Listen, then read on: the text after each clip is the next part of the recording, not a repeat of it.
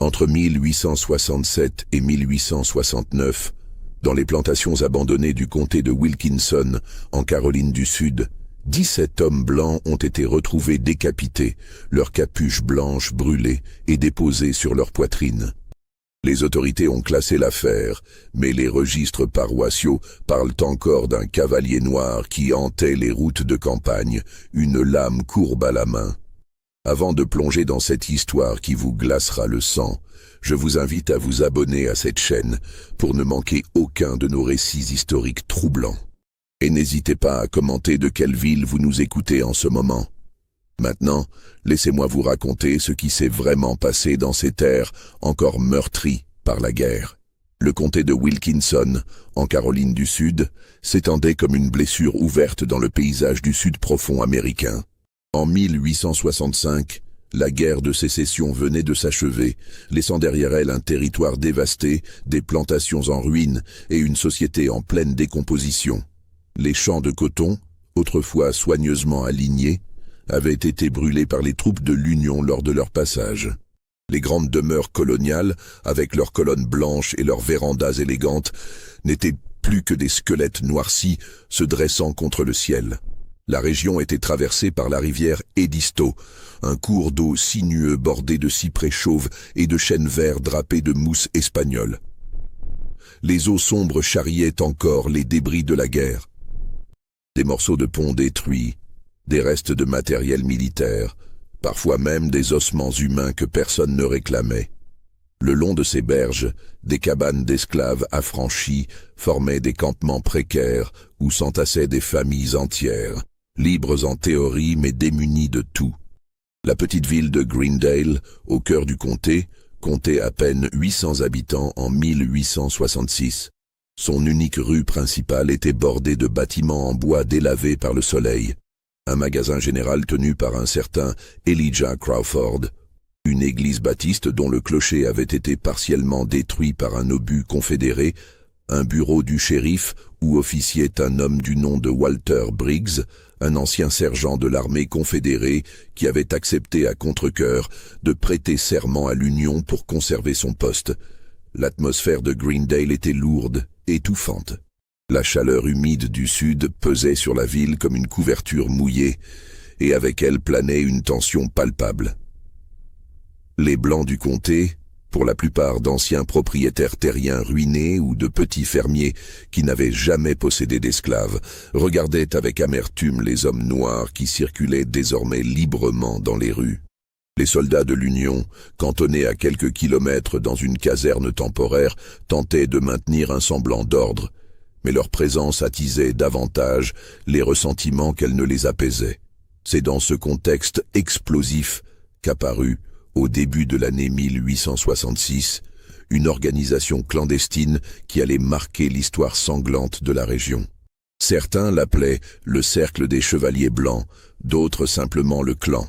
Officiellement fondé à Pulaski, dans le Tennessee, l'année précédente, le Ku Klux Klan essaimait rapidement dans tout le Sud, prenant racine dans chaque comté où l'ancien ordre esclavagiste avait été brisé.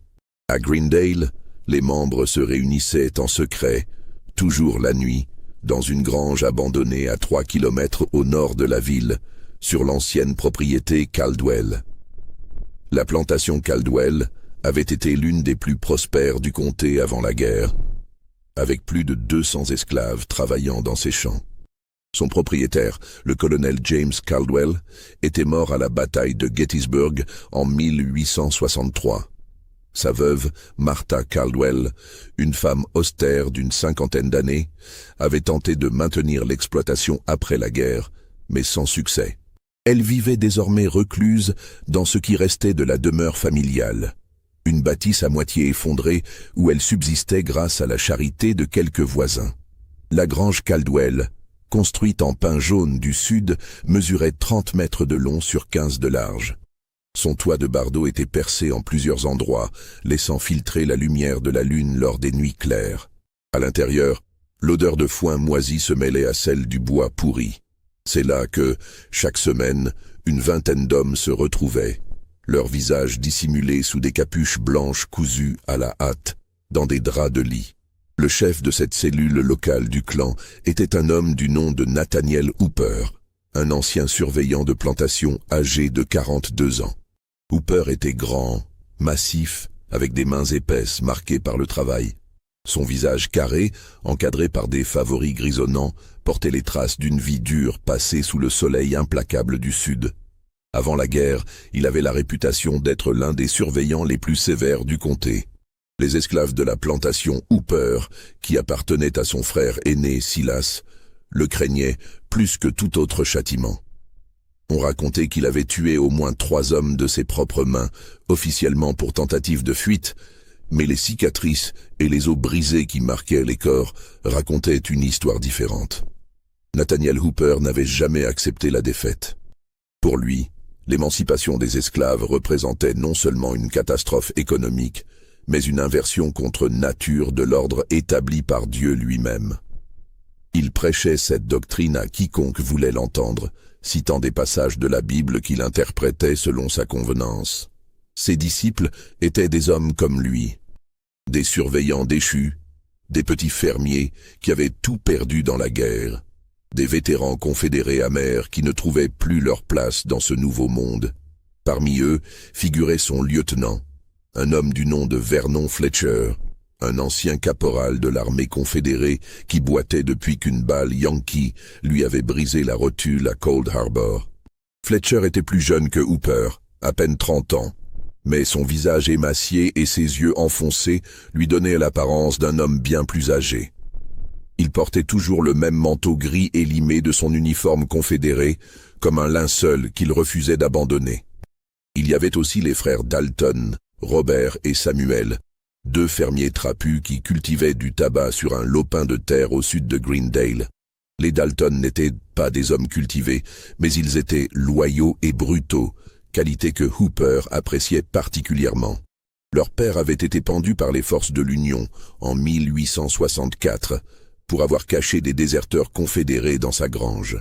Depuis, les 2 frères nourrissaient une haine viscérale contre tout ce qui représentait le Nord et sa vision du monde. D'autres membres venaient de professions diverses.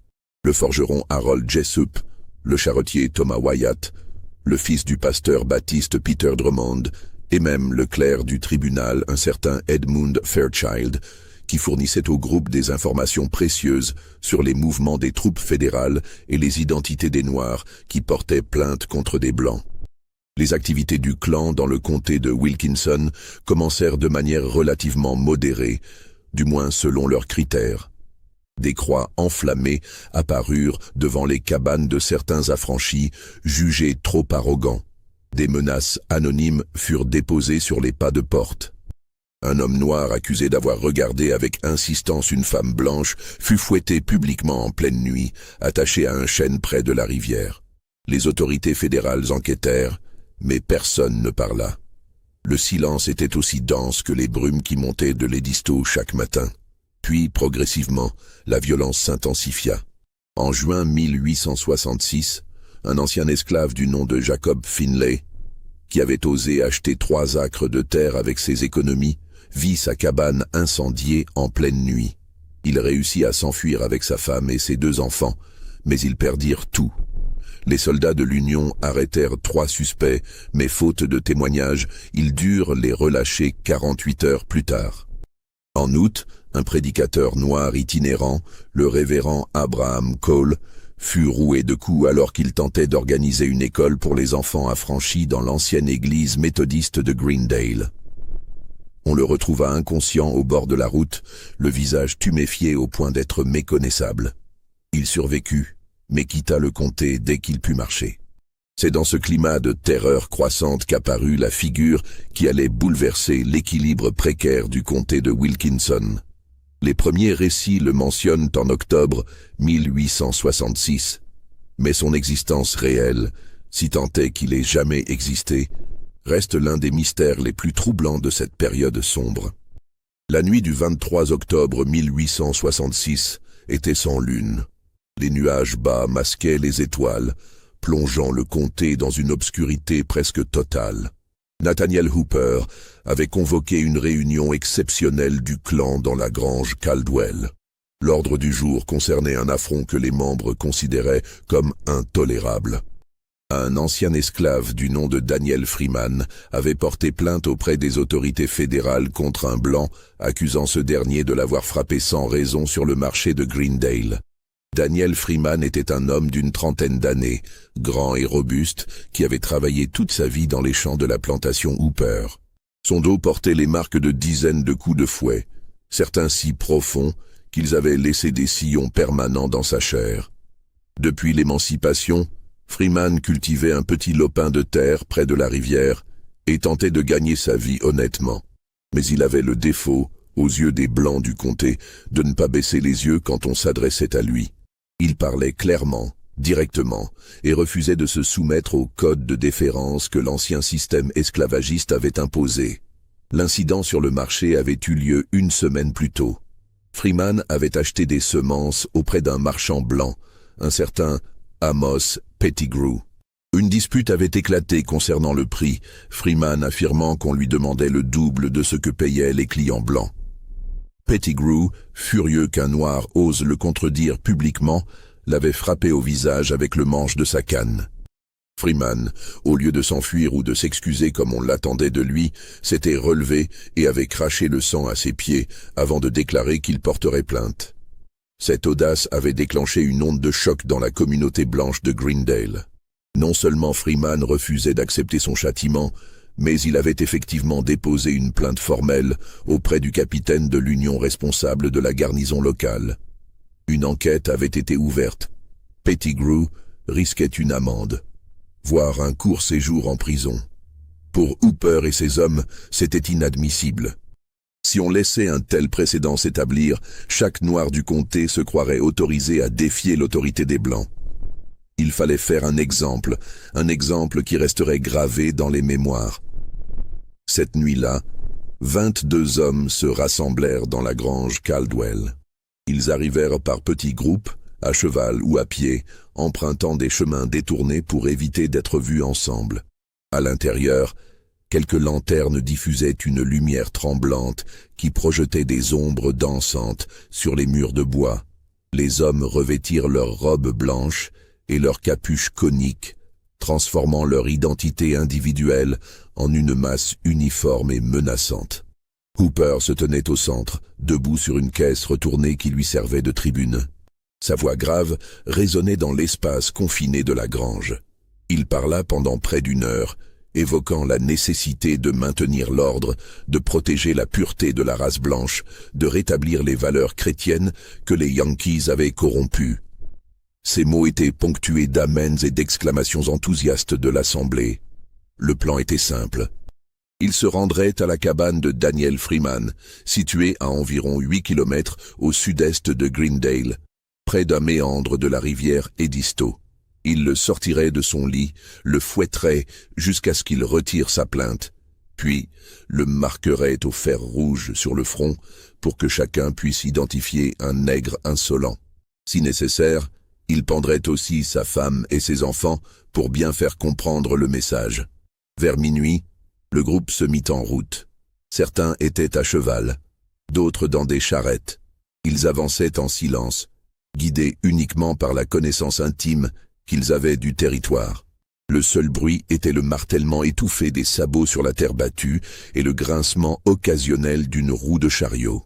Ils passèrent devant la plantation abandonnée des Mercer, dont les ruines se dressaient comme des dents brisées dans la nuit.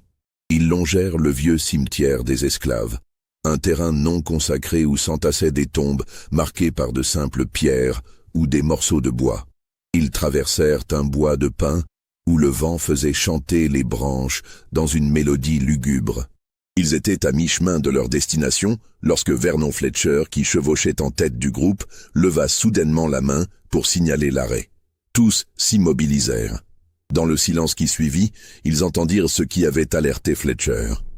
Le son d'un autre cavalier qui approchait, venant de la direction opposée. Le bruit des sabots se rapprochait rapidement, mais quelque chose clochait. Le rythme était irrégulier, comme si le cheval galopait de manière chaotique, sans contrôle. Et il y avait un autre son, plus aigu, qui accompagnait le martèlement des sabots. Un sifflement strident presque inhumain qui faisait frissonner même les hommes les plus endurcis du groupe. La tension monta d'un cran. Plusieurs membres du clan dégainèrent leurs armes, des revolvers pour la plupart, quelques fusils de chasse. Hooper lui-même tenait un vieux Colt Navy qu'il avait porté pendant la guerre. Ils attendirent, les yeux fixés sur le coude du chemin d'où devait surgir le mystérieux cavalier. Quand le cheval apparut enfin, plusieurs hommes étouffèrent un cri de surprise. La monture était un grand étalon noir, son pelage luisant de sueur, ses yeux blancs révulsés par la terreur. Il galopait à bride abattue, sans cavalier visible, ses rênes pendant librement le long de son encolure. Mais ce qui glaça le sang de tous ceux qui le virent, c'est ce qui était attaché à la selle. Une capuche blanche du clan, brûlée et encore fumante, et sous la capuche, quelque chose qui ressemblait à une tête humaine. Le cheval passa devant le groupe en trombe, trop rapide pour qu'on puisse l'arrêter. Il disparut dans l'obscurité aussi soudainement qu'il était apparu, laissant derrière lui une odeur de chair brûlée et une atmosphère de malaise palpable. Personne ne parla pendant un long moment. Puis Samuel Dalton, d'une voix qui tremblait légèrement, demanda « Qui manque à l'appel ?» Hooper fit rapidement le compte. 22 hommes étaient partis de la grange Caldwell. Il n'en comptait plus que 21. Harold Jessup, le forgeron, n'était plus parmi eux. Jessup devait les rejoindre directement sur le chemin, car il venait d'une direction différente. Il était censé arriver avant eux au point de rendez-vous. Mais maintenant, en examinant le cheval terrifié qui venait de les croiser, plusieurs hommes reconnurent la monture. C'était celle de Jessup, un étalon noir qu'il avait acheté à un marchand ambulant quelques mois plus tôt. Hooper prit une décision rapide.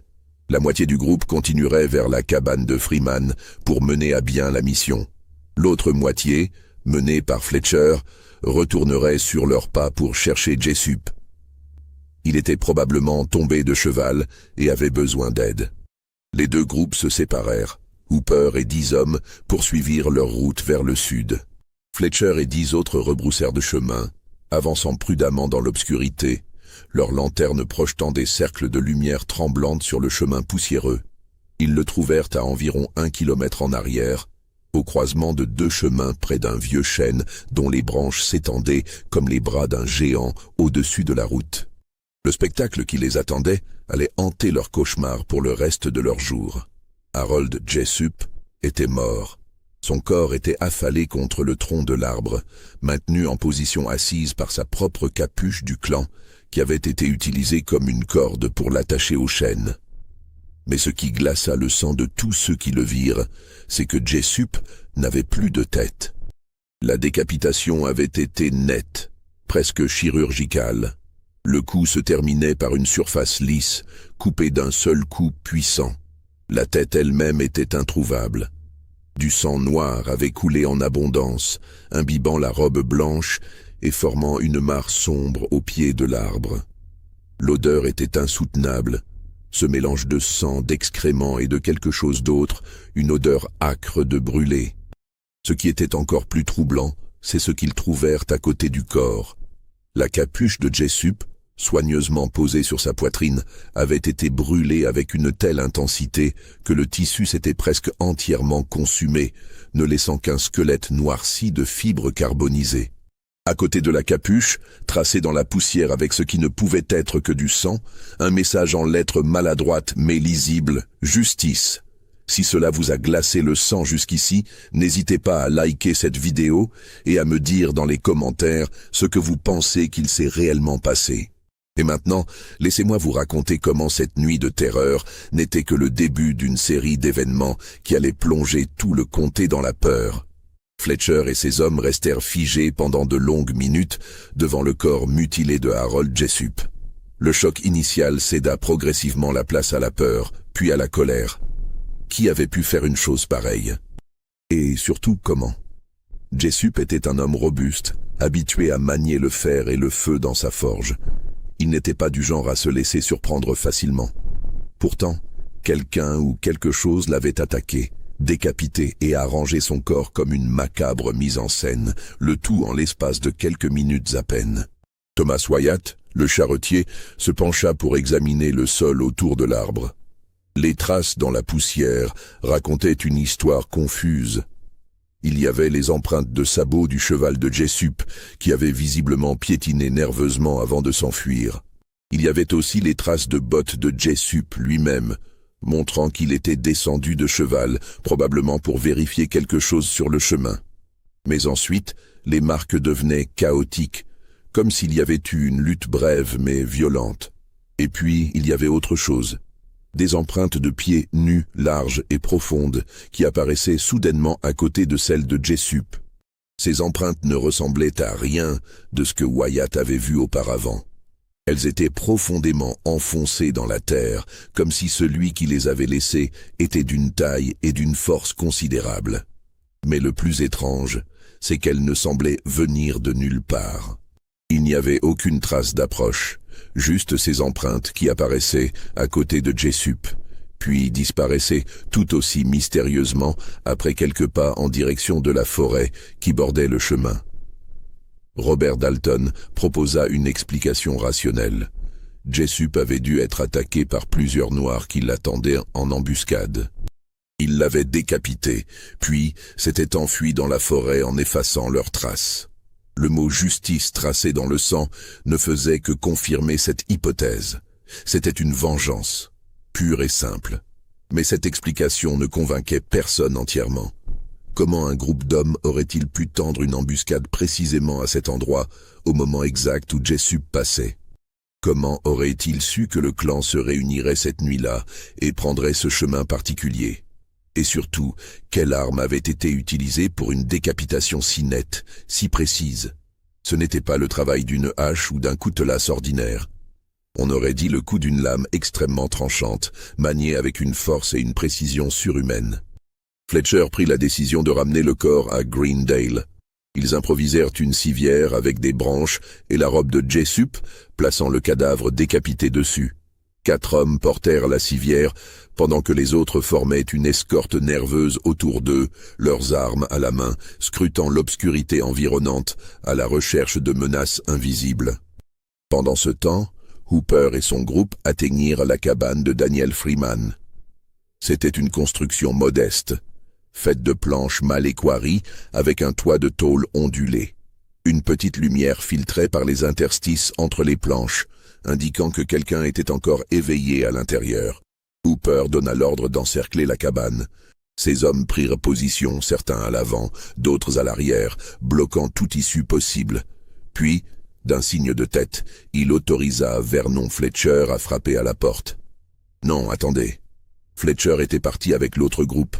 C'était Edmund Fairchild qui frappa à la porte, 3 coups violents qui firent trembler toute la structure fragile de la cabane. Il y eut un silence, puis des bruits de pas à l'intérieur. Une voix d'homme, méfiante, demanda « Qui est là ?» Hooper ne répondit pas. Il fit signe à 2 de ses hommes de défoncer la porte. Celle-ci céda facilement sous leur coup d'épaule, projetant des échardes de bois à l'intérieur. Les hommes du clan se précipitèrent dans la cabane, leurs capuches blanches luisant dans la faible lumière d'une lampe à huile. Daniel Freeman se tenait au centre de la pièce unique, une vieille pelle à la main, prêt à se défendre. Derrière lui, sa femme Ruth serrait leurs 2 enfants contre elle, un garçon de 8 ans et une fille de 5 ans. Les yeux de la femme étaient dilatés par la terreur, mais elle ne pleurait pas. Elle fixait les intrus avec une expression de défi désespéré. Hooper s'avança lentement, savourant chaque instant de peur qu'il infligeait. Il retira sa capuche, révélant son visage aux traits durs. Freeman le reconnut immédiatement. C'était l'homme qu'il avait fouetté d'innombrables fois quand il était encore esclave. L'homme qui avait violé sa sœur avant de la vendre à un marchand de la Nouvelle-Orléans. L'homme qui incarnait tout ce qu'il avait souffert pendant 30 ans de servitude. Hooper parla d'une voix calme, presque conversationnelle. « Daniel, tu as fait une erreur, une grosse erreur. Tu as porté plainte contre un homme blanc. Tu as cru que, parce que les Yankees t'ont donné un bout de papier, tu étais devenu l'égal d'un homme blanc. Mais tu te trompes. Tu seras toujours un esclave. Et ce soir, je vais te le rappeler. » Freeman ne répondit pas. Il savait que toute parole serait inutile. Il serra simplement sa pelle plus fort, sachant qu'il n'avait aucune chance contre 11 hommes armés, mais résolu à se battre jusqu'au bout.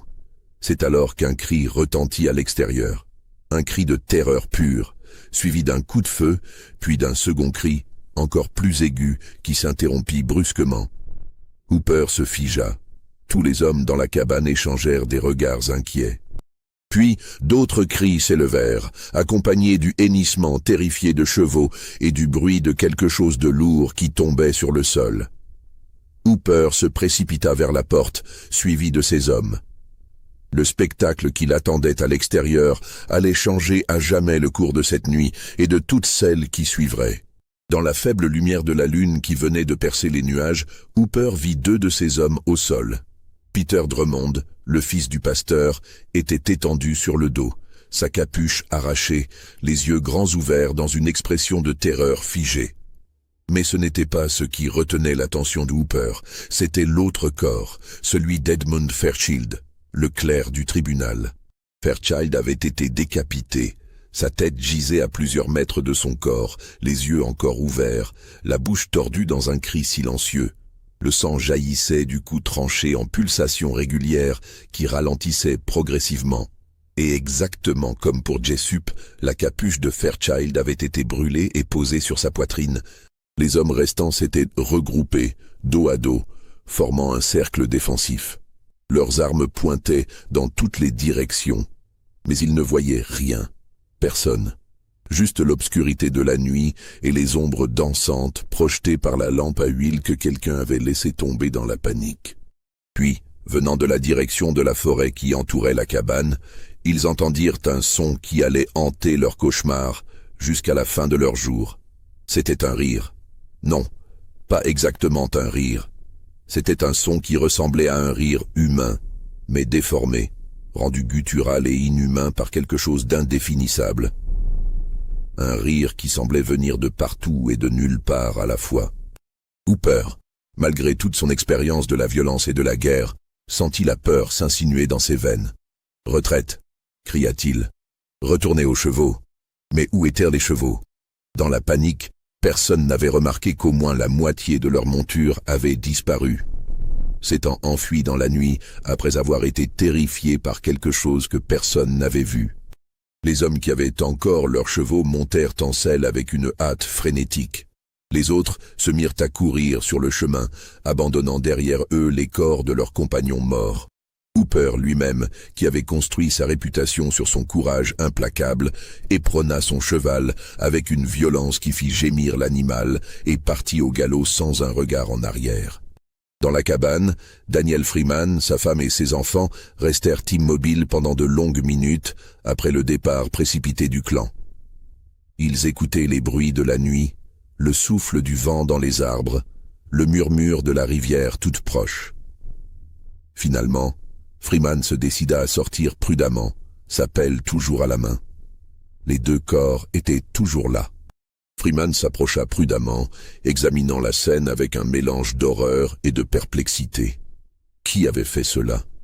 Qui avait sauvé sa famille de ce qui aurait été à coup sûr une nuit de torture et de mort? C'est alors qu'il vit quelque chose qui avait échappé aux membres du clan dans leur panique. Sur le tronc d'un arbre proche, quelqu'un avait gravé un symbole.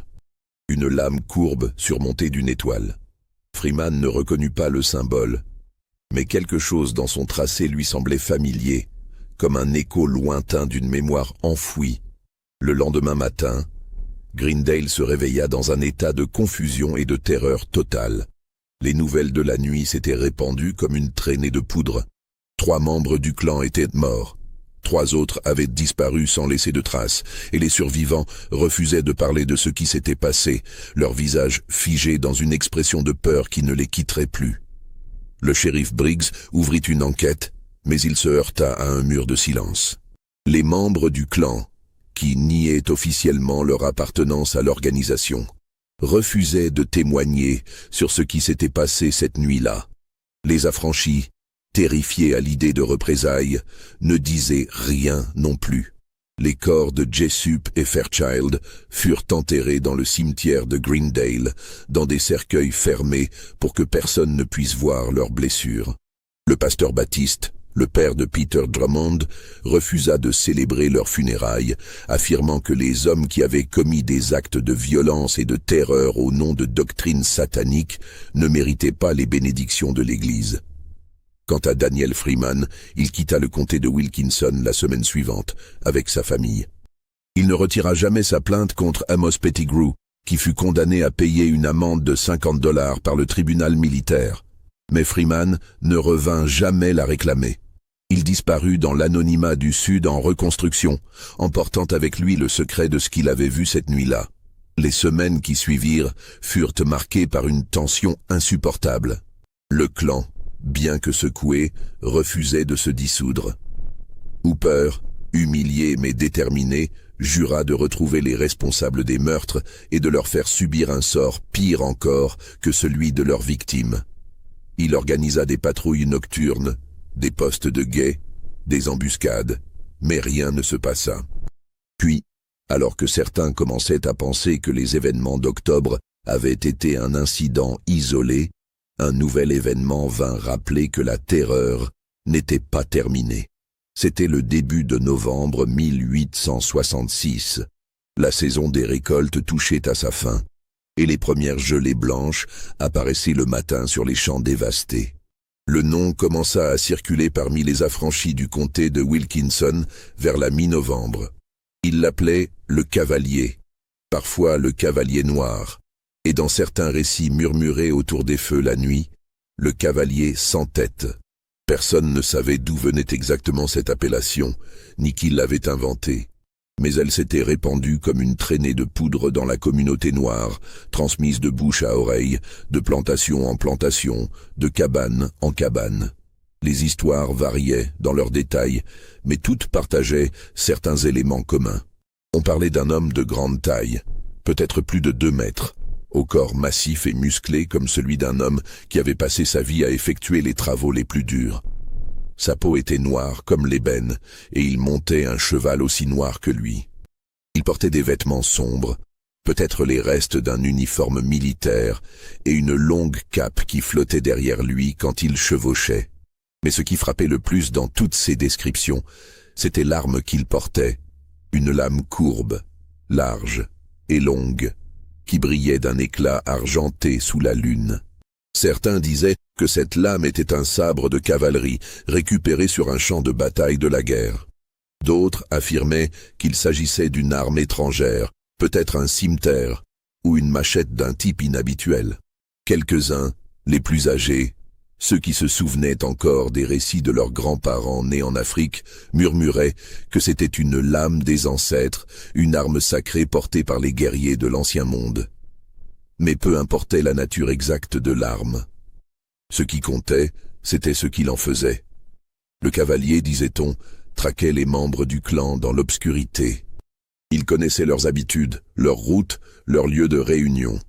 Il les attendait dans l'ombre, immobile comme une statue, puis frappait avec une rapidité foudroyante. La décapitation était instantanée, si rapide que les victimes n'avaient pas le temps de crier. Puis il brûlait leurs capuches et les déposait sur leur poitrine comme une signature, comme un avertissement. La communauté blanche de Greendale refusait officiellement de croire à ces histoires.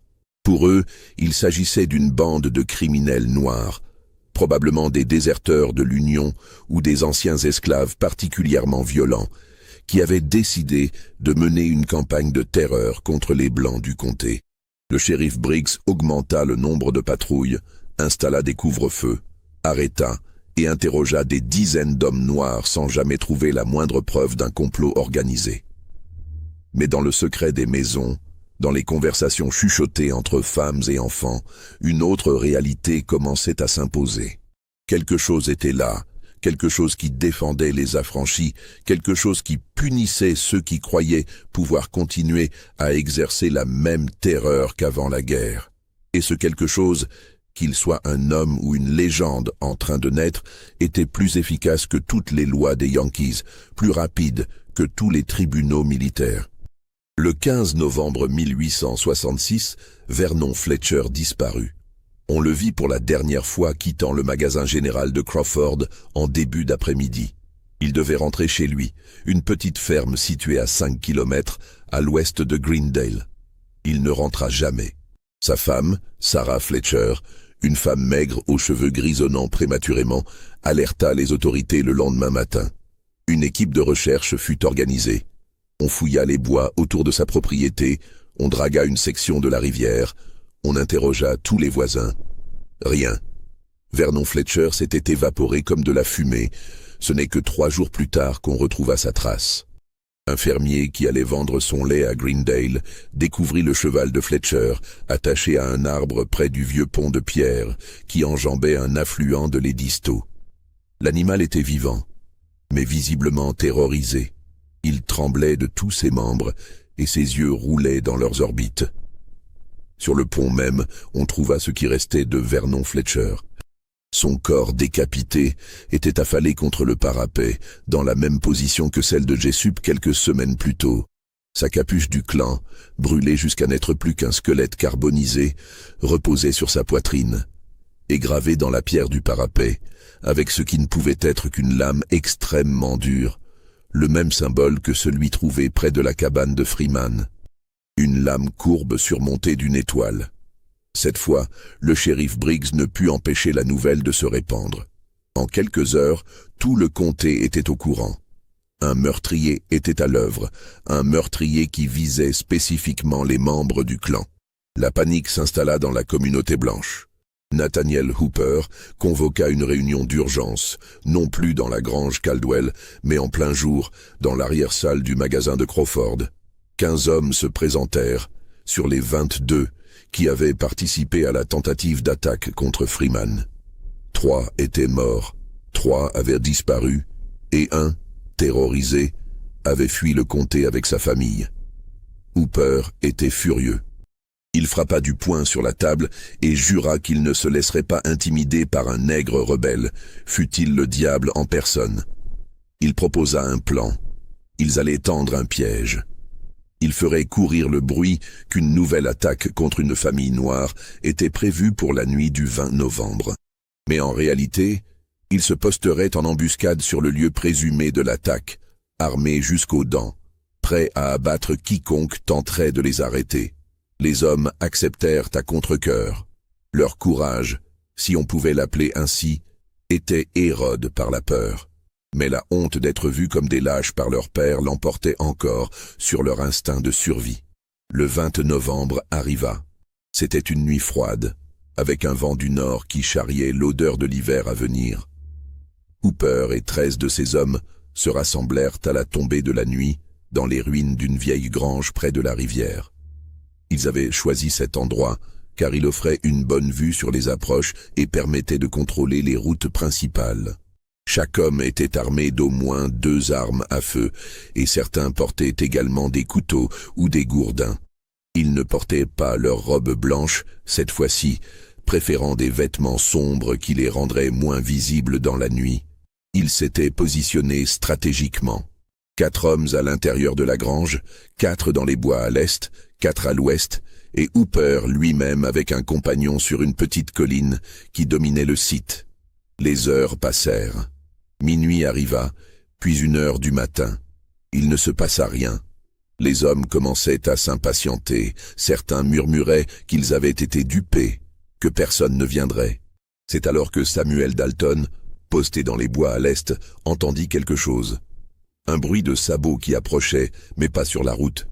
Le cheval semblait venir à travers la forêt elle-même, se frayant un chemin entre les arbres avec une aisance qui semblait impossible. Dalton fit signe à ses compagnons de se préparer. Ils levèrent leurs armes, pointant vers le bruit qui se rapprochait. Puis, sortant d'entre les arbres comme une apparition, ils le virent. C'était un homme, ou du moins quelque chose qui ressemblait à un homme. Il était énorme, peut-être 2,10 mètres de haut, avec des épaules si larges qu'elles semblaient impossibles. Il montait un étalon noir dont les yeux brillaient dans l'obscurité comme 2 charbons ardents. L'homme portait une longue cape sombre qui flottait derrière lui, et dans sa main droite, il tenait une lame courbe qui captait la faible lumière de la lune et la réfléchissait en éclats argentés. Mais ce qui glaça le sang de tous ceux qui le virent, c'est qu'ils ne pouvaient pas distinguer son visage. L'obscurité semblait se concentrer autour de sa tête, créant un vide noir où auraient dû se trouver ses traits. Certains jurèrent plus tard qu'il n'avait pas de tête du tout, d'où le surnom de cavalier sans tête qui se répandit ensuite. D'autres affirmèrent qu'il portait un masque noir, ou peut-être un capuchon qui dissimulait entièrement son visage. Mais dans le chaos de ce qui suivit, personne ne put jamais dire avec certitude ce qu'il avait vraiment vu. Dalton fut le premier à tirer. Son coup de feu résonna dans la nuit comme un coup de tonnerre, mais la balle sembla n'avoir aucun effet. Le cavalier ne vacilla même pas. Il éperonna son cheval et chargea directement vers le groupe d'hommes dans les bois. Ce qui se passa ensuite fut si rapide que les témoins eurent du mal à le reconstituer par la suite. Le cavalier fonça au milieu du groupe, sa lame sifflant dans l'air. Les hommes tirèrent, encore et encore, mais dans l'obscurité et la panique, ils se touchèrent probablement plus entre eux qu'ils ne touchèrent leur cible. Samuel Dalton sentit quelque chose de froid lui effleurer le cou.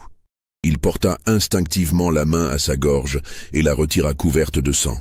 La lame l'avait manqué de quelques centimètres seulement, mais l'avait assez touché pour ouvrir une longue entaille superficielle.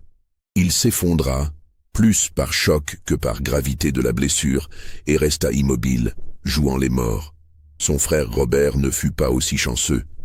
Le cavalier fit volter son cheval avec une agilité stupéfiante et frappa une seconde fois. Cette fois, la lame trouva sa cible. La tête de Robert Dalton se détacha de son corps et roula dans les feuilles mortes. Son corps resta debout pendant un instant impossible, comme s'il ne réalisait pas encore ce qui venait de lui arriver, puis s'effondra lourdement. Les deux autres hommes du groupe de l'Est s'enfuirent dans des directions opposées, hurlant de terreur. Le cavalier ne les poursuivit pas. Au lieu de cela, il fit faire demi-tour à son cheval et chargea vers la grange où Hooper et les autres s'étaient retranchés. De sa position sur la colline, Hooper vit le cavalier approcher. Il visa soigneusement avec son vieux Colt Navy et tira 6 fois de suite.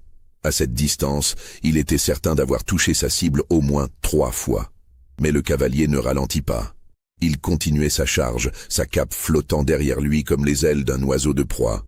Dans la grange, 4 hommes se tenaient prêts, leurs armes pointées vers l'entrée.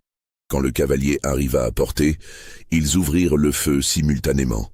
Le bruit était assourdissant dans l'espace confiné. La fumée de la poudre emplit rapidement la grange, rendant la visibilité presque nulle. Quand la fumée se dissipa, le cavalier avait disparu. Les hommes restèrent figés, leurs armes encore levées, scrutant l'obscurité à l'extérieur. Puis, l'un d'eux, un fermier nommé Josiah Harper, fit remarquer que quelque chose manquait. Walter Drummond, qui se tenait juste à côté de lui 1 minute plus tôt, n'était plus là. Ils le trouvèrent à l'extérieur, derrière la grange. Son corps sans tête gisait dans la boue, sa capuche brûlée posée sur sa poitrine. Le cavalier était passé à travers la grange si rapidement, si silencieusement, qu'aucun d'eux ne l'avait vu. Il avait saisi Drummond, l'avait traîné dehors et l'avait décapité, le tout en l'espace de quelques secondes. Ce fut le moment où la panique totale s'installa. Les hommes du clan qui s'étaient vantés d'être les défenseurs de la race blanche, qui avaient terrorisé sans pitié des familles innocentes pendant des mois, s'enfuirent maintenant comme des lapins. Ils abandonnèrent leurs armes, leurs chapeaux, même leurs bottes dans certains cas, et coururent dans toutes les directions, poursuivis par leurs propres ombres et leur propre terreur. Hooper lui-même ne fit pas exception. Il descendit de sa colline en glissant et en trébuchant, sauta sur son cheval et s'enfuit au galop vers Greendale, ne s'arrêtant que lorsqu'il atteignit les premières maisons de la ville, où les lumières et la présence d'autres personnes lui redonnèrent un semblant de courage. Le lendemain, on compta les pertes.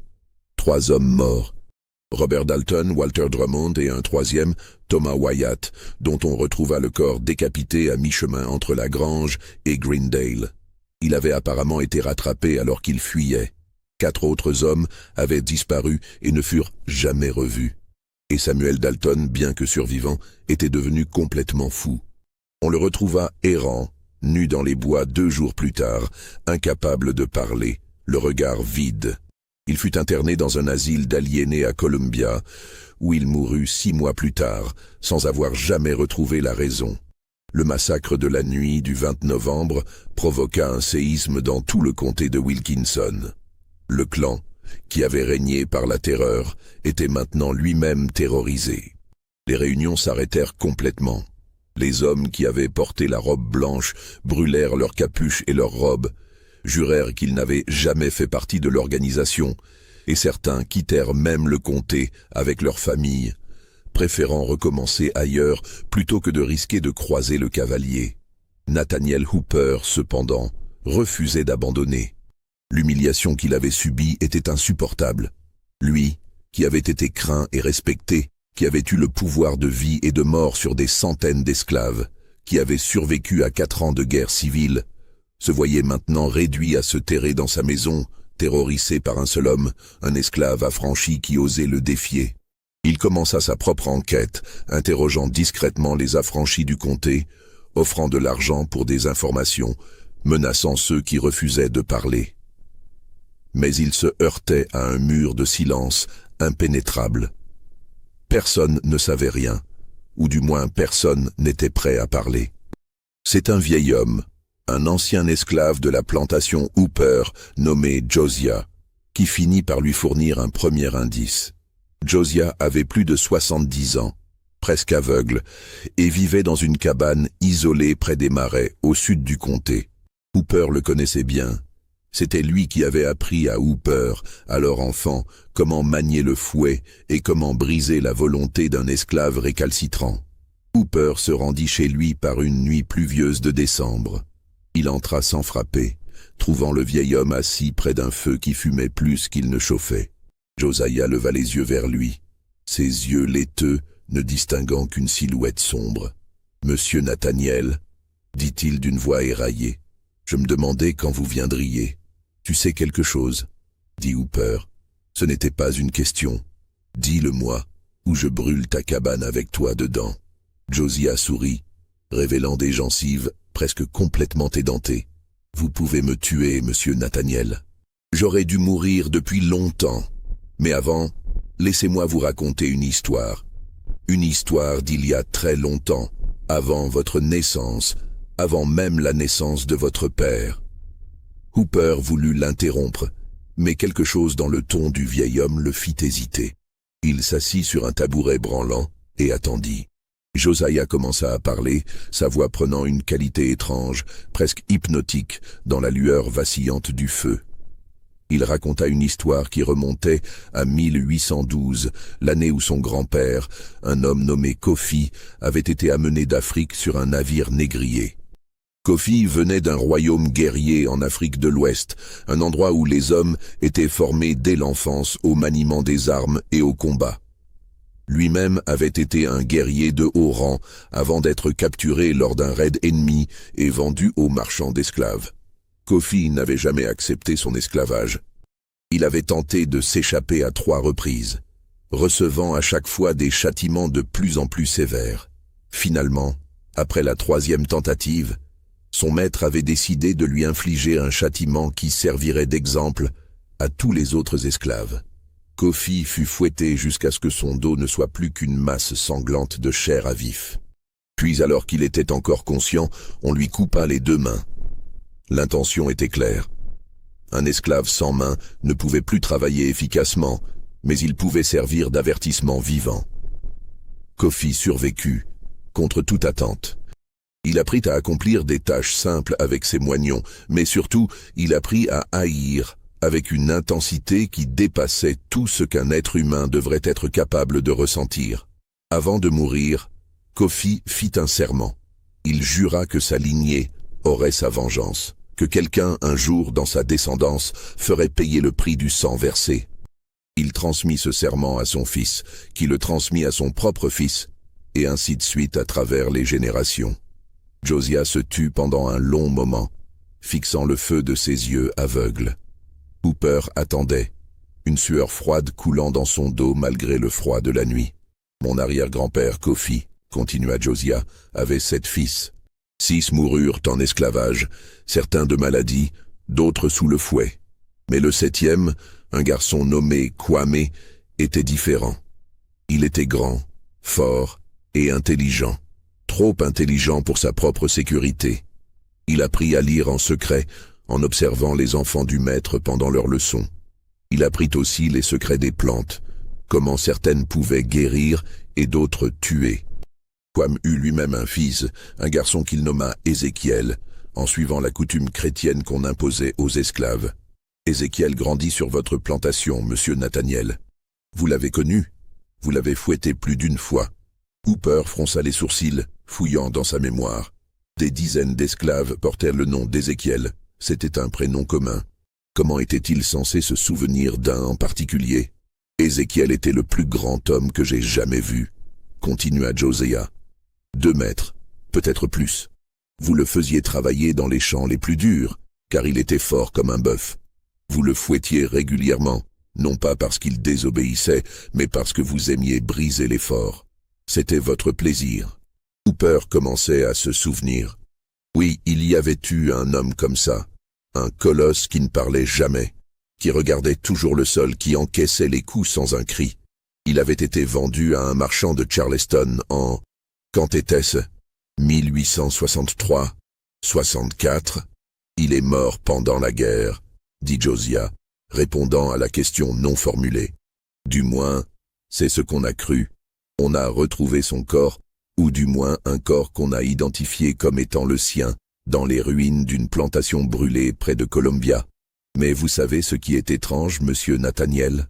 Ce corps n'avait pas de tête, et personne n'a jamais cherché à savoir si c'était vraiment lui. Hooper se leva brusquement, renversant le taboulet. Tu es en train de me dire que ce cavalier, c'est cet Ézéchiel? C'est impossible. J'ai vu les dates sur les tombes.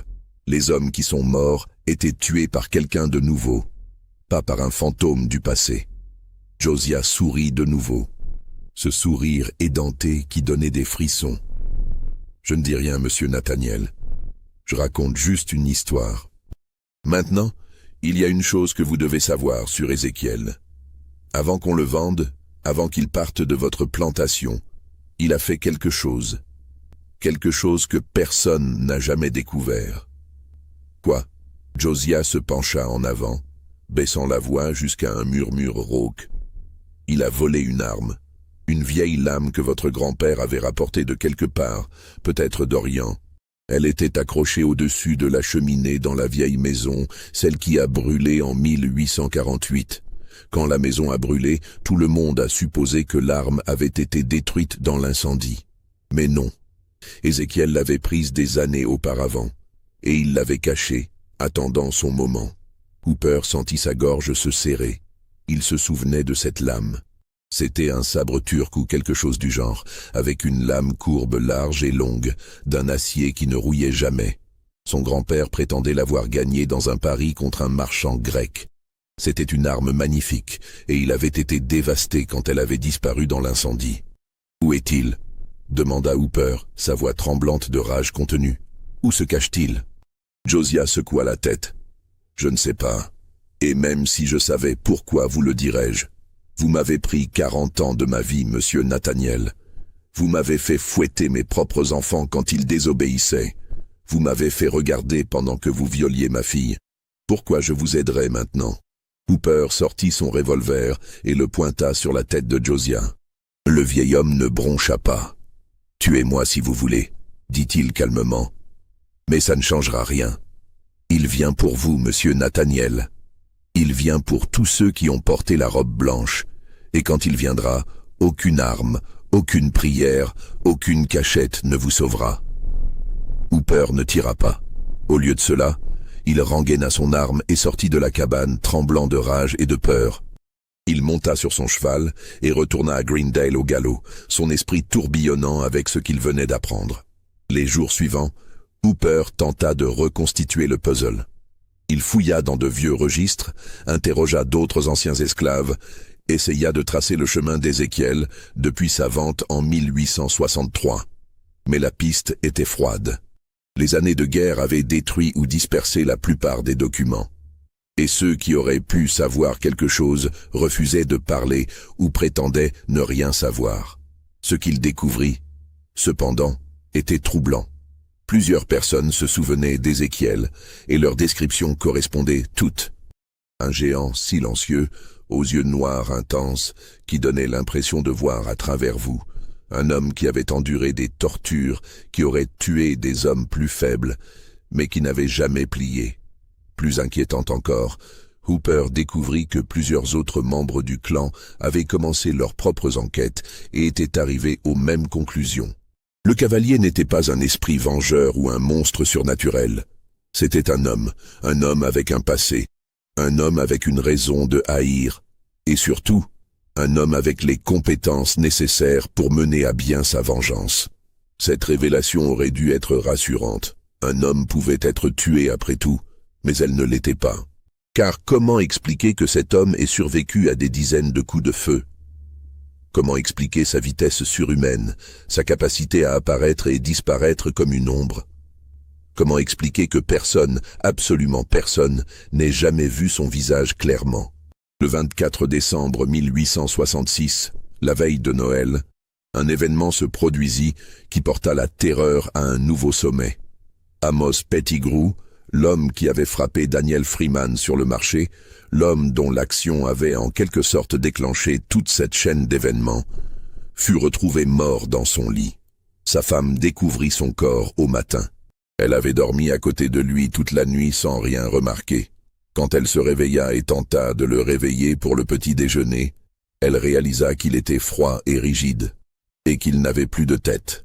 La tête de Pettigrew fut retrouvée plus tard dans la journée, placée sur un pieu au centre du marché de Greendale, exactement à l'endroit où il avait frappé Freeman. Une capuche blanche brûlée était fixée au pieu en dessous de la tête. Ce meurtre était différent de tous les autres. Le cavalier était entré dans une maison, dans une chambre où dormaient 2 personnes, avait décapité l'une d'elles sans réveiller l'autre, puis était sorti avec la tête pour la placer en plein cœur de la ville, le tout sans être vu ou entendu par personne. La panique qui suivit fut totale. Les familles blanches de Greendale barricadèrent leurs portes et leurs fenêtres. Certains ne dormaient plus, montant la garde toute la nuit, leurs armes chargées posées à côté d'eux. D'autres quittèrent simplement la ville, partant vers Columbia, Charleston ou n'importe où ailleurs pourvu que ce soit loin du comté de Wilkinson. Le shérif Briggs démissionna le 27 décembre. Il déclara qu'il ne pouvait plus assurer la sécurité de quiconque et qu'il préférait partir plutôt que d'attendre que le cavalier vienne le chercher lui aussi. Il quitta le comté le lendemain, ne prenant que ce qu'il pouvait porter. Sans shérif, sans autorité effective, Greendale et le comté de Wilkinson sombrèrent dans une forme d'anarchie. Les soldats fédéraux, dépassés et eux-mêmes inquiets, se contentaient de patrouiller dans la ville pendant la journée, mais refusaient de sortir la nuit. C'est dans ce climat apocalyptique que Nathaniel Hooper prit une décision désespérée. Si personne d'autre ne voulait affronter le cavalier, il le ferait lui-même. Il rassembla les derniers membres fidèles du clan, 7 hommes en tout, les seuls qui n'avaient pas fui ou renié leur appartenance à l'organisation. Il leur proposa un plan suicidaire. Ils allaient se poster dans différents endroits du comté, seuls, pour servir d'appât. Le cavalier ne pouvait être qu'à un seul endroit à la fois. Quand il attaquerait l'un d'eux, les autres convergeraient vers ce point et le prendraient en embuscade. C'était un plan désespéré, probablement voué à l'échec. Mais Hooper n'avait plus d'autres options. Il ne pouvait pas vivre ainsi, terrifié, humilié, réduit à l'impuissance. Mieux valait mourir en combattant qu'en se cachant. Les 7 hommes acceptèrent. Peut-être par loyauté envers Hooper, peut-être parce qu'ils partageaient son orgueil blessé, ou peut-être simplement parce qu'ils étaient aussi terrifiés de vivre que de mourir. La nuit du 31 décembre 1866, la dernière nuit de cette année terrible, les 7 hommes se positionnèrent. Chacun choisit un lieu différent. L'un près du vieux pont, un autre à la grange Caldwell, un troisième au croisement où Jessup avait été tué, et ainsi de suite. Ils étaient armés, vigilants, prêts à combattre pour leur vie. Nathaniel Hooper lui-même choisit le lieu le plus symbolique de tous, l'ancienne plantation Hooper, celle où Ézéchiel avait été esclave, celle où tant de souffrances avaient été infligées. La maison principale avait brûlé pendant la guerre, mais les ruines étaient toujours là, des murs noircis se dressant comme des pierres tombales géantes. Hooper s'installa dans ce qui avait été le salon, sous ce qui restait du toit. Il avait apporté une lanterne, 2 revolvers, un fusil de chasse et même un vieux sabre de cavalerie confédéré qu'il portait pendant la guerre. Il était prêt. Que le cavalier vienne. Minuit passa. Les cloches de l'église de Greendale sonnèrent 12 fois, annonçant l'arrivée de la nouvelle année 1867. Dans les ruines de la plantation Hooper, Nathaniel attendait, tous ses sens en alerte. Le silence de la nuit était oppressant. Même les bruits habituels de la nature semblaient étouffés. Pas de cris d'oiseaux nocturnes, pas de bruissement de petits animaux dans les buissons. Juste un silence pesant, comme si le monde entier retenait son souffle. Puis, Hooper entendit quelque chose. Des pas lourds, réguliers, qui approchaient lentement. Pas le bruit de sabots d'un cheval, mais des pas humains. Quelqu'un marchait vers lui à travers les ruines. Hooper leva son fusil, pointant vers l'entrée béante de ce qui avait été la porte principale. La lumière de sa lanterne ne portait que quelques mètres, créant un cercle d'illumination entouré d'obscurité totale. Les pas s'arrêtèrent juste à la limite de la lumière. Hooper distinguait une silhouette massive, mais impossible d'en voir les détails. « Montre-toi » cria-t-il, sa voix plus ferme qu'il ne l'aurait cru possible. La silhouette avança d'un pas, puis d'un autre, entrant progressivement dans le cercle de lumière.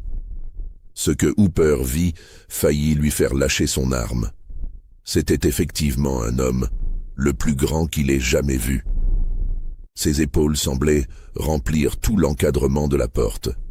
Il portait les restes d'un uniforme militaire, peut-être celui de l'Union, bien que tellement sale et déchiré qu'il était difficile de l'identifier avec certitude. Une longue cape noire était attachée à ses épaules, et dans sa main droite, il tenait une lame courbe qui brillait dans la lumière de la lanterne, la lame que son grand-père avait possédée autrefois. Mais ce qui hypnotisa Hooper, ce qui le fit hésiter fatalement pendant la fraction de seconde qui aurait pu lui sauver la vie, c'était le visage de l'homme. Car contrairement à toutes les rumeurs, contrairement à tous les témoignages, l'homme avait bien un visage. Et Hooper le reconnut. C'était Ézéchiel. Plus âgé, marqué par les années et par des cicatrices innombrables, mais indéniablement lui. Ses yeux noirs étaient les mêmes, ses yeux qui semblaient voir à travers les gens. Mais maintenant, ils brûlaient d'une intensité que Hooper n'avait jamais vue auparavant. Une haine si concentrée qu'elle semblait presque tangible.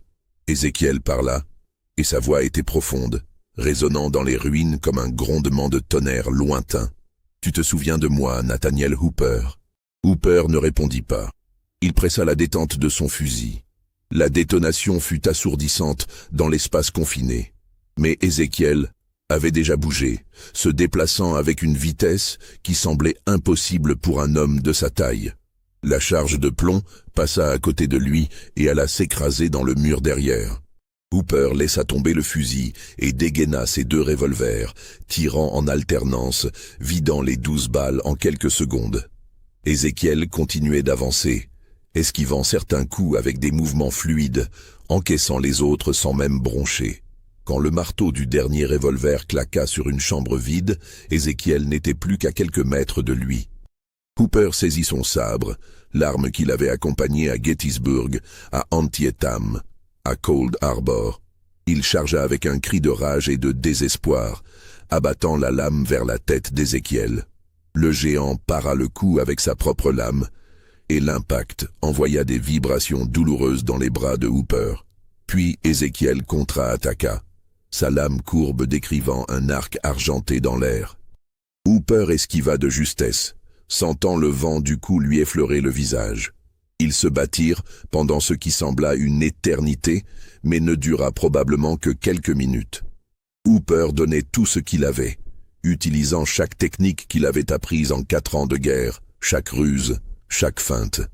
Mais Ézéchiel était différent. Il ne se battait pas comme un soldat formé aux techniques européennes. Ses mouvements avaient une qualité fluide, presque dansante, qui parlait d'une tradition martiale bien plus ancienne.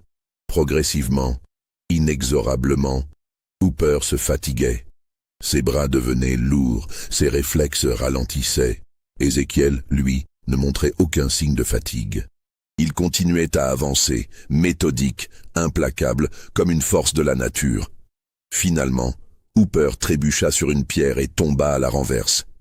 Il leva son sabre dans un geste de défense pathétique, mais Ézéchiel l'écarta d'un revers de sa lame, envoyant l'arme valdinguer dans l'obscurité.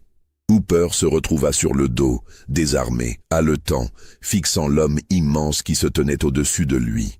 Ézéchiel leva sa lame, la tenant à 2 mains au-dessus de sa tête, prêt pour le coup final. Mais au lieu de frapper, il parla. « Tu veux savoir pourquoi ?» demanda-t-il. « Tu veux savoir pourquoi j'ai fait tout ça ?» Hooper ne pouvait que regarder, incapable de parler. Ézéchiel continua sa voix maintenant plus calme, presque triste. « Mon arrière-arrière-grand-père Kofi a fait un serment. Il a juré que notre lignée aurait sa vengeance. Mais ce n'est pas pour ça que j'ai fait ça. Je l'ai fait parce que tu as tué ma sœur. Te souviens-tu d'elle, Nathaniel? Elle s'appelait Mercy. Tu l'as fouettée à mort en 1862, parce qu'elle avait refusé de se laisser violer par ton frère. Elle avait 16 ans. Les mots frappèrent Hooper comme des coups physiques. Il se souvenait. Dieu lui pardonne. Il se souvenait. Mais ce n'était qu'une esclave parmi tant d'autres, un incident parmi des centaines d'autres. Comment était-il censé se souvenir de chacun? Ézéchiel vit la reconnaissance dans les yeux de Hooper et hocha la tête. Oui, tu te souviens, pendant la guerre, j'ai trouvé un uniforme de l'Union sur un cadavre. Je me suis joint à une unité de soldats de couleur. J'ai appris à me battre, vraiment me battre. Et j'ai attendu. J'ai attendu que la guerre se termine. J'ai attendu de savoir où tu étais. Et puis je suis revenu. Chaque homme que j'ai tué portait ta robe blanche. Chaque homme que j'ai tué avait participé à cette nuit où vous êtes venu chez Daniel Freeman. Chaque homme que j'ai tué méritait son sort. Et maintenant, c'est ton tour. Hooper ferma les yeux, attendant le coup. Mais il ne vint pas. Au lieu de cela, il entendit Ézéchiel s'éloigner, ses pas lourds, résonnant dans les ruines. Hooper ouvrit les yeux, confus. Ézéchiel se tenait maintenant à l'entrée, sa silhouette à nouveau à demi plongée dans l'obscurité. « Je ne vais pas te tuer, Nathaniel, dit-il. Tu vas vivre. Tu vas vivre avec la peur, avec la honte, avec le souvenir de tout ce que tu as fait. Tu vas vivre en sachant que chaque nuit, quand tu fermeras les yeux, tu me verras. Tu vas vivre en sachant que ton règne de terreur est terminé, que tu n'es plus rien qu'un vieil homme pathétique qui a peur de l'ombre. » Puis il disparut dans la nuit, aussi silencieusement qu'il était venu. Hooper resta allongé dans les ruines pendant longtemps, peut-être des heures. Quand il se releva finalement, le jour commençait à poindre. Il quitta les ruines d'un pas chancelant et retourna à Greendale. Les 7 hommes qui s'étaient postés comme appât cette nuit-là survécurent tous. Le cavalier n'attaqua aucun d'eux. Il n'attaqua plus jamais personne en fait. Après cette nuit, il disparut aussi complètement que s'il n'avait jamais existé. Le comté de Wilkinson mit longtemps à se remettre des événements de l'année 1866. Le clan, en tant qu'organisation active dans la région, avait été effectivement démantelé. Certains de ses membres tentèrent bien de le reconstituer quelques années plus tard, mais le souvenir du cavalier était encore trop frais. Personne ne voulait risquer de provoquer son retour. Nathaniel Hooper survécut encore 12 ans. Mais l'homme qui était mort dans les ruines de sa plantation cette nuit-là, il devint une coquille vide, hanté par ses propres démons. Il ne sortait presque jamais de sa maison, sursautait au moindre bruit, et selon ceux qui le voyaient, parlait souvent tout seul, comme s'il argumentait avec des fantômes invisibles. Il mourut en 1879, officiellement d'une crise cardiaque, mais ceux qui virent son corps dirent que son visage était figé dans une expression de terreur absolue. Quant à Ézéchiel, son sort resta un mystère. Certains affirmèrent l'avoir vu partir vers le nord, vers les États où les Noirs avaient plus de chances de vivre en paix. D'autres jurèrent qu'il s'était enrôlé dans l'armée régulière et avait combattu dans les guerres indiennes de l'Ouest. Quelques-uns murmuraient qu'il était toujours là, quelque part dans les marais et les forêts du comté de Wilkinson, veillant sur les affranchis et leurs descendants, prêt à intervenir si jamais la terreur revenait. Les années passèrent. Le 19e siècle céda la place au 20e. Le comté de Wilkinson, comme tout le Sud, changea lentement, douloureusement, de manière inégale. Mais l'histoire du cavalier sans tête ne fut jamais oubliée. Elle fut transmise de génération en génération, racontée à voix basse lors des veillées, murmurée comme un avertissement et comme une promesse. Les historiens qui étudièrent cette période eurent du mal à démêler la vérité de la légende. Les archives officielles mentionnaient bien une série de meurtres non résolus dans le comté de Wilkinson entre octobre 1866 et janvier 1867. 17 hommes blancs avaient été tués, tous décapités, tous avec les mêmes circonstances étranges, les capuches brûlées, l'arme tranchante unique, l'absence de témoins. Mais qui était le tueur? Était-ce vraiment un seul homme? Cet Ézéchiel dont parlaient les légendes? Ou était-ce un groupe d'hommes travaillant ensemble, utilisant les mêmes méthodes pour créer l'illusion d'un justicier surnaturel? Certains chercheurs penchèrent pour cette dernière théorie, arguant qu'il était impossible qu'un seul homme, aussi grand et fort soit-il, ait pu accomplir tout cela. D'autres notèrent que les descriptions du cavalier variaient énormément. Certains témoins juraient qu'il n'avait pas de tête, d'autres qu'il portait un masque, d'autres encore qu'on pouvait clairement voir son visage. Ces contradictions suggéraient soit que les témoins étaient peu fiables, terrorisés au point de voir ce qu'ils s'attendaient à voir, soit que plusieurs personnes différentes avaient commis ces crimes en utilisant des méthodes similaires. Un détail troublant émergea lors des recherches dans les archives militaires. Un homme correspondant à la description d'Ézéchiel avait effectivement servi dans le 54e régiment d'infanterie du Massachusetts, une unité de soldats de couleur célèbre pour sa bravoure. Les registres montraient qu'un soldat nommé Ézéchiel Freeman, remarquable pour sa taille exceptionnelle, avait été blessé lors de l'assaut sur Fort Wagner en Caroline du Sud en juillet 1863. Il avait été porté disparu après la bataille et présumé mort. Mais était-ce le même Ézéchiel?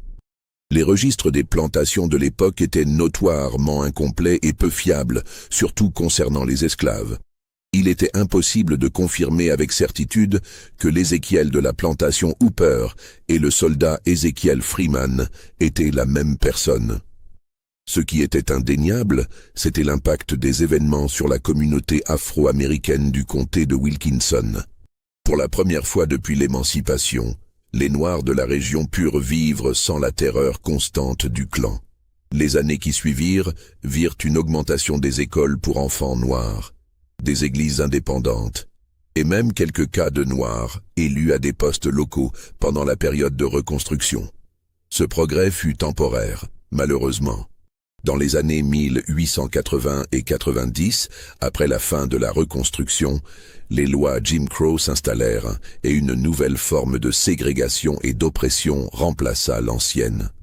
Le clan lui-même connut une résurgence dans les années 1920. Mais même alors, dans le comté de Wilkinson, l'organisation ne retrouva jamais la même force qu'avant les événements de 1866. Il y avait toujours cette peur, ce murmure dans l'obscurité, que si la terreur revenait, le cavalier pourrait revenir aussi. En 1924, un journaliste du Charleston Post envoyé pour couvrir une série de lynchages dans le comté de Wilkinson rapporta une histoire étrange. Une nuit, alors qu'un groupe de Klansmen se préparait à attaquer une famille noire accusée d'avoir violé les lois de ségrégation, quelqu'un ou quelque chose les avait interrompus. Les hommes refusèrent de parler de ce qui s'était passé, mais l'attaque n'eut jamais lieu, et plusieurs membres du groupe quittèrent la région peu après. Le journaliste, intrigué, interrogea des membres âgés de la communauté noire. une vieille femme, qui devait avoir près de 80 ans, lui raconta l'histoire du cavalier sans tête. Le journaliste, homme moderne et rationnel, rejeta cette histoire comme une légende locale, sans fondement. Mais la femme sourit et lui dit quelque chose qu'il n'oublia jamais. « Les légendes ne naissent pas de rien, jeune homme. Elles naissent de vérités trop puissantes pour être dites directement. » Aujourd'hui, plus d'un siècle et demi après ces événements, l'histoire du cavalier sans tête reste une énigme. Les faits sont là. 17 hommes furent tués de manière similaire sur une période de 3 mois. Tous étaient membres connus ou présumés du Ku Klux Klan. Le ou les tueurs ne furent jamais identifiés ou capturés. Les meurtres cessèrent aussi mystérieusement qu'ils avaient commencé. Mais qui était vraiment le cavalier ? Était-ce Ézéchiel, le descendant d'un guerrier africain, accomplissant un serment fait par son ancêtre des générations plus tôt ? Était-ce un groupe de vengeurs travaillant ensemble ? Était-ce simplement une série de meurtres sans lien que la légende a ensuite connectés ? Nous ne le saurons probablement jamais avec certitude. Les archives sont incomplètes. Les témoins sont morts depuis longtemps. Et la vérité s'est perdue dans les brumes du temps. Ce qui reste, c'est l'histoire. Une histoire de résistance contre l'oppression, de justice contre la terreur, de vengeance contre l'impunité. Une histoire qui rappelle que même dans les périodes les plus sombres, même quand les institutions échouent et que la loi ne protège pas ceux qui en ont le plus besoin, il peut y avoir des individus prêts à se lever, à risquer leur vie pour défendre ce qui est juste. Le cavalier sans tête du comté de Wilkinson, qu'il soit un homme, une légende ou quelque chose entre les deux, représente quelque chose de profond dans la psyché humaine.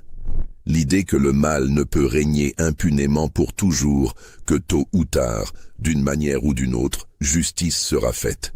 Alors, que croyez-vous ? Était-ce un homme réel accomplissant une vengeance personnelle ? Un groupe organisé créant une légende pour protéger leur communauté ? Ou peut-être quelque chose que nous ne comprenons pas encore complètement ?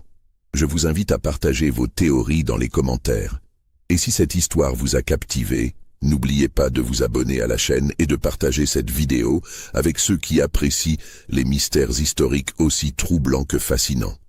Car la vérité, quelle qu'elle soit, mérite d'être recherchée et rappelée. Bonsoir, et souvenez-vous, l'histoire n'est jamais aussi simple qu'elle le paraît.